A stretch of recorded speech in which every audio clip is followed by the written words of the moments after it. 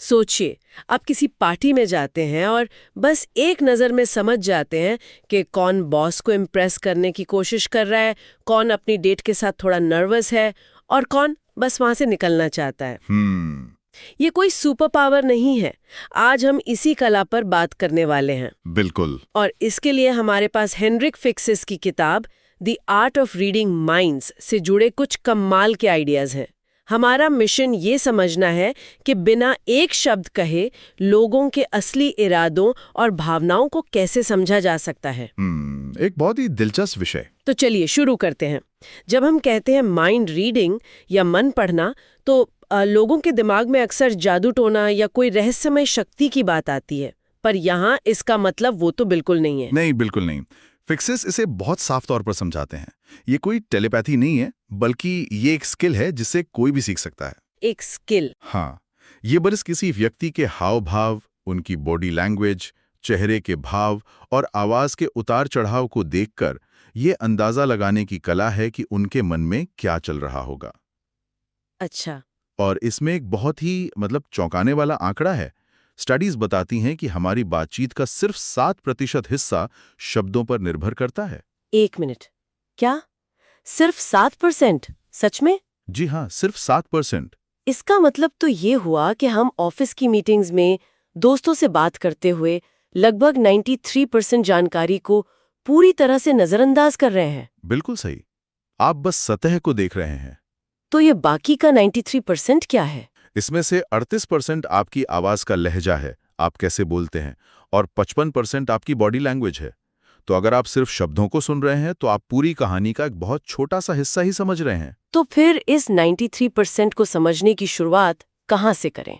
मतलब इसका पहला कदम क्या है? पहला और सबसे जरूरी कदम है बिना किसी नतीजे पर पहुंचे सिर्फ निरीक्षण करना। एक जासूस की तरह जो सिर्फ सुराग इकट्ठा करता है, अपनी राय नहीं बनाता। फेरेंशियस इसे कैलिब्रेटिंग कहते हैं। कैलिब्रेटिंग?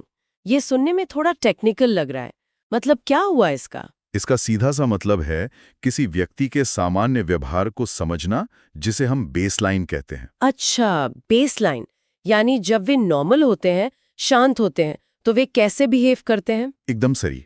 मान लीजिए आपका कोई दोस्त है जो हमेशा बहुत तेजी से बोलता है, बात करते हुए हाथों का बहुत इस्तेमाल करता है। ये उसका बेसलाइन है। ठीक है। अब एक दिन आप उससे मिलते हैं और वो शांत है, धीरे धीरे बोल रहा है और उसके हाथ स्थिर हैं।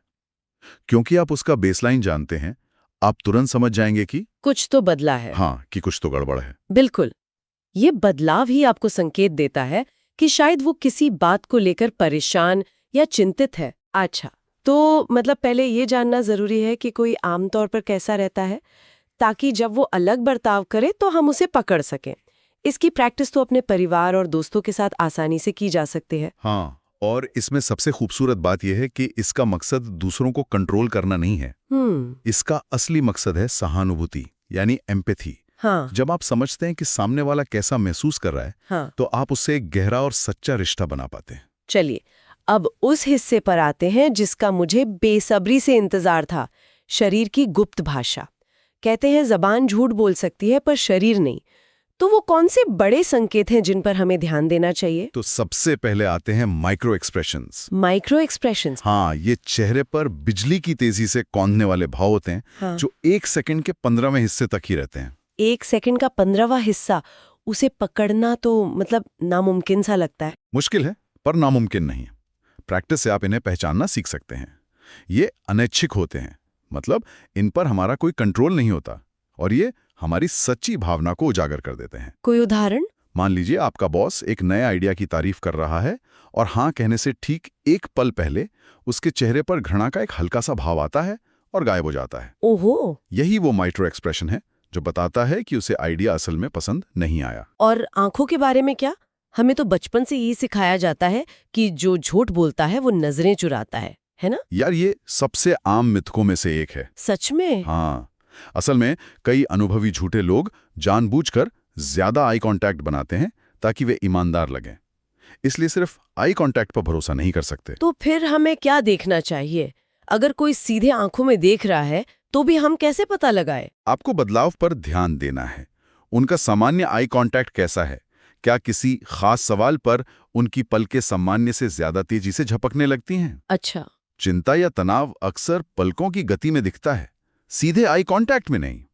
अचानक नजरें हटा लेना भी ये दिखा सकता है कि वे उस विषय पर असहज महसूस कर रहे हैं। फेक्सिस की किताब में एक लाइन है, हाथ कभी झूठ नहीं बोलते। ये मुझे बहुत दिलचस्प लगी। हाँ, क्योंकि लोग अपने शब्दों और चेहरे को तो नियंत्रित कर सकते हैं, पर वे अक्सर अपने हाथों पर ध्यान देना भूल जाते हैं। जैसे खुली हथेलियां दिखाना ईमानदारी और खुलेपन का संकेत है, वहीं मुट्ठियां भींचना दबे हुए गुस्से या तनाव को दिखाता है। और वो जो लोग बात करते हुए बार बार अपना चेहरा या गर्दन छूते हैं, वो अक्सर खुद को शांत करने का एक तरीका होता है। जब हम तनाव में होते हैं तो गर्दन या चेहरे को छूने से हमें थोड़ा आराम मिलता है।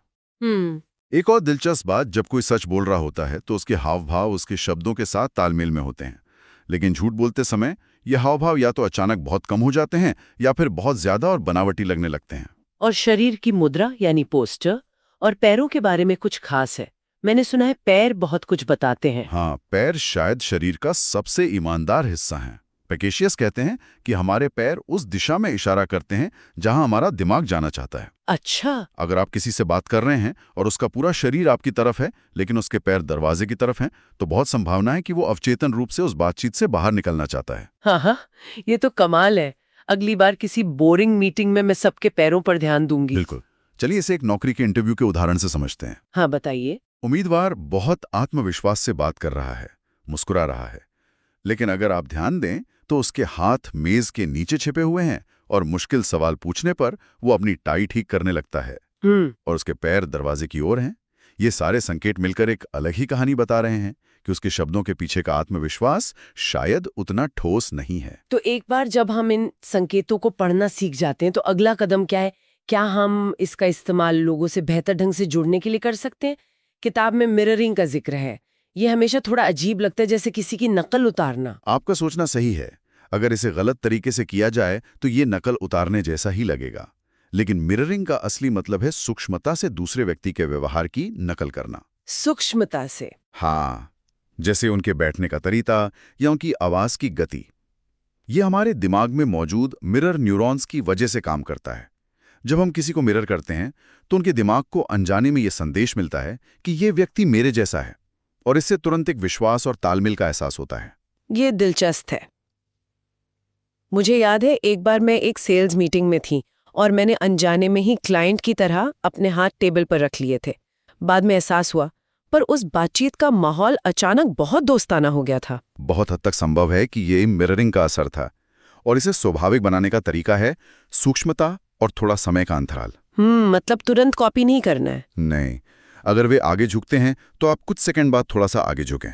अगर वे तेजी से बोलते हैं तो आप भी अपनी ऊर्जा थोड़ी बढ़ाएं। इसे एक डाउन्स की तरह सोचिए, जिसमें आप अपने पार्टनर की लय को फॉलो कर रहे हैं। और क्या इसका इस्तेमाल किसी को शांत करने या बेहतर महसूस कराने के लिए भी किया जा सकता है? हाँ, और वही मिररिंग का सबसे शक्तिशाली रूप है। इसे पेसिंग एंड लीडिंग कहते हैं। Pacing and leading? पहले आप पेसिंग करते हैं, यानी उनके भावनात्मक स्तर पर उनसे जुड़ते हैं। मान लीजिए आपका दोस्त किसी बात पर बहुत गुस्से में है, आप उसके पास जाकर ये नहीं कहेंगे शांत हो जाओ। हाँ, उससे तो बात और बिगड़ जाती है। बिल्कुल। इसके बजाय आप उसकी ऊर्जा से मेल खाएंगे। फिर कुछ देर बाद आप धीरे धीरे अपनी गति धीमी करते हैं, आपकी आवाज शांत हो जाती है। ये लीडिंग है। आप देखेंगे कि वो अनजाने में ही आपकी शांत लय को अपना लेगा। ये तो कमाल की तकनीक है। अच्छा, हमने अभी तक नॉन वर्बल संकेतों की बात की, लेकिन शब्दों के बारे में क्या? क्या शब्दों में भी छिपे हुए संकेत होते हैं? बिल्कुल। लोग अक्सर अपनी बातचीत में उन शब्दों का इस्तेमाल करते हैं जो उनकी प्रमुख इंद्रियों से जुड़े होते हैं। कुछ लोग विजुअल होते हैं, वे कहेंगे, मैं देख सकता हूं कि आपका क्या मतलब है, या ये मुझे साफ नजर आ रहा है। सही। कुछ लोग ऑडिटरी होते हैं, वे कहेंगे, ये सुनने में सही लगता है।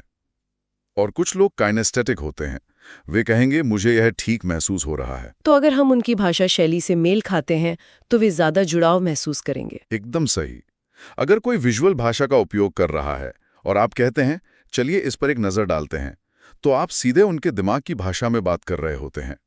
यह तुरंत एक गहरा संबंध बनाता है। और उन चीजों के बारे में क्या जो नहीं कही जाती, या जब हमें लगता है कि कोई सच नहीं बोल रहा? यहां सबसे बड़ा सुराग है असंगति। यानी इनकंग्रुएंस, असंगति। जब किसी के शब्द और उनकी बॉडी लैंग्वेज एक दूसरे से मेल नहीं खाते। जैसे कोई दोस्त कहे, हाँ मैं तुम्हारे प्लान से बहुत खुश हूं, लेकिन यह कहते हुए उसकी मुस्कान नकली हो, कंधे झुके हों। समझ गई।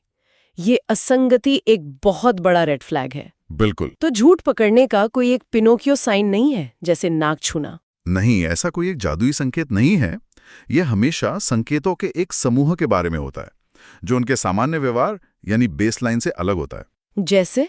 जैसे अचानक बहुत ज्यादा या बहुत कम विवरण देना, बार बार चेहरे या मुंह को छूना, या आपके सवाल को दोहराना ताकि उन्हें सोचने का समय मिल सके। तो अगर हमें लगता है कि कुछ गड़बड़ है और सामने वाला सच नहीं बोल रहा, तो हमें क्या करना चाहिए? सीधे सीधे आरोप लगा देना चाहिए? नहीं, बिल्कुल नहीं। आरोप लगाने से वे तुरंत डिफेंसिव हो जाएंगे।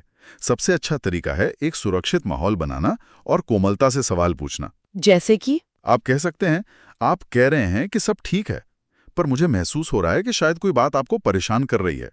इससे आप उन्हें बात करने का मौका देते हैं। ये बेहतर तरीका है। तो इन सब बातों से एक सवाल उठता है, प्रभाव या इन्फ्लुएंस का। एक बार जब हम किसी को बेहतर समझने लगते हैं, तो यहीं पर हेरफेर और प्रभाव के बीच की पतली रेखा आ जाती है ना? आपने बहुत जरूरी सवाल पूछा है। इसकी नींव हमेशा कनेक्शन और विश्वास पर टिकी होती है। प्रभाव का मतलब है मार्गदर्शन देना, जबकि हेरफेर का मतलब है जबरदस्ती करना। और ये कैसे सुनिश्चित करें कि हम मार्गदर्शन ही दे रहे हैं? इसका एक बहुत शक्तिशाली सिद्धांत है पारस्परिकता। आप पहले कुछ दें। ये सच्ची तारीफ हो सकती है, किसी काम में मदद हो सकती है, या बस ध्यान से किसी की बात सुनना भी हो सकता है। जब आप किसी को मूल्य देते हैं, तो वे स्वाभाविक रूप से आपके सुझावों के प्रति अधिक खुले हो जाते हैं। और अपनी बात रखने का तरीका भी शायद बहुत मायने रखता होगा। बहुत ज्यादा। इसे फ्रेमिंग कहते हैं। अगर आप किसी को कहें, तुम्हें व्यायाम करना चाहिए, तो ये एक आदेश जैसा लगता है। हाँ, और कोई सुनना नहीं चाहता। सही। लेकिन अगर आप इसे ऐसे फ्रेम करें, मैंने देखा है कि रोज सुबह सिर्फ 15 मिनट टहलने से मेरा पूरा दिन कितना ऊर्जावान रहता है, तो ये एक व्यक्तिगत अनुभव बन जाता है। ये प्रतिरोध के बजाय जिज्ञासा पैदा करता है। तो इन सब में सबसे जरूरी बात क्या है? इसका सुनहरा नियम क्या है? सुनहरा नियम है, कभी भी किसी की स्वायत्तता या सहमति का उल्लंघन ना करें।